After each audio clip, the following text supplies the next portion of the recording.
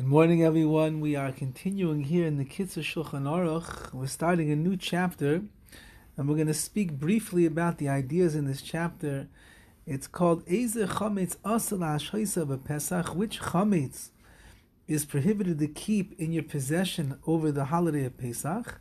The Eze Mutal HaShoisa, and which Chometz is permitted to be kept over Pesach. Now, this is going to be much more complicated in our day and age, because he's going to speak about foods, and they didn't really have processed foods the way that we have today, cans and packaging and large factories. Everything was mom and pop back then. It was very much made by hand. When you went to the store, you knew what you were getting. You yourself often made all of the foods and the condiments and the different flavors and everything on your own. And therefore it was much easier to be aware of what products had chometz in it and which didn't. Today, there are so many thousands, if not hundreds of thousands of products that are under hashgacha, that are kosher today, that if you don't have a competent halachic authority telling you which one is considered chometz on Pesach and which one is not, it's very likely that something that you think is not chometz is going to end up having chometz in it, and it'll be a big problem for Pesach.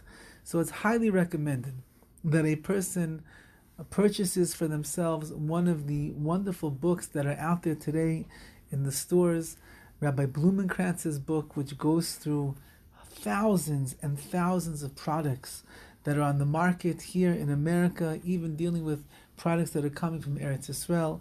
There is the Star K, which is made by Rabbi Bess here in Los Angeles.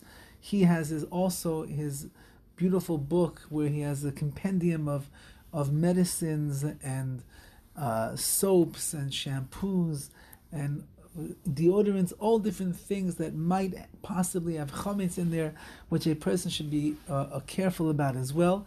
And if a person has these, then you can check up what is inside of there to make sure that what you have in your house is chometz free and that you're not violating any of the prohibitions. So he writes like this: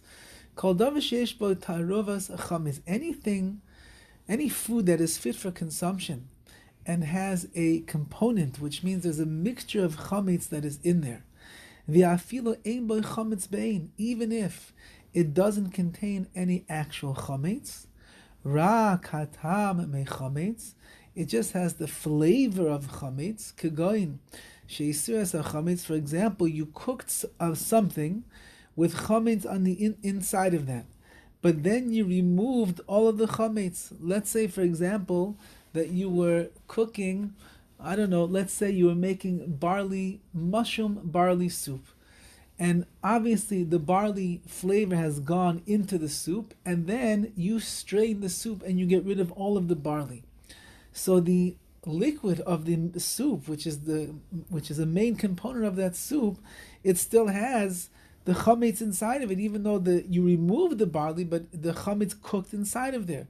And therefore, mikol makom asel ha'shoisa b'Pesach, it is forbidden to keep this in your possession on Pesach. Now, of course, this is not referring to if you decide to sell your chametz to the non-Jew, you're allowed to sell chametz. But in a case where you're not selling the chametz, so then this is going to be also prohibited to keep on Pesach in your house. And not only that, you should know that if you do intend to keep it in your house, you're going to have to sell it with everything else to the goy, to the non-Jew. But if you have something that didn't contain any chametz at all, rather it was just cooked in a vessel that's used for chametz, even if the vessel that it was cooked in was used within 24 hours for chametz, or you soaked food into a chametz vessel, but there was no chametz in there at that time, you are allowed to keep this in your possession over Pesach. And it could be that if the pot was not ben yoimo, meaning that if the pot was not used in 24 hours, you might even be able to eat it on Pesach itself.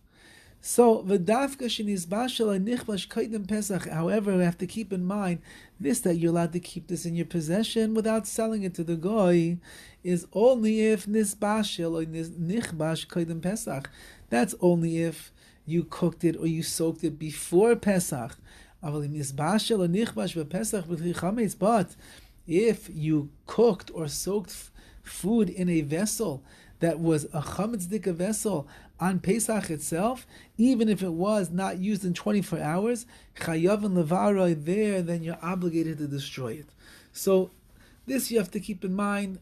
Things that you cooked already, things that you bought from the store. For example, the average bottle of soy sauce, even though that it's made out of soybeans, which is kitnius for the Ashkenazim, which means we don't keep it anyway, but you will see from kitnius, you might not even have to really officially sell it. The minhag is that we do sell it, but the average bottle of soy sauce has wheat that's in there. You don't see the wheat, you don't even taste the wheat, but the wheat is in there. That's called tarova shel chometz. That's called a mixture that has a component of chometz inside, and therefore you would certainly be obligated either to get rid of it or to sell it to the non-Jew.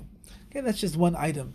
Okay, we'll see Be'ez Hashem tomorrow the different things, even when it comes to your dry cleaning and the starch that the dry cleaner uses, and all the different things that it's going to encompass. Be'ez Hashem. All the best. Have a wonderful, wonderful day.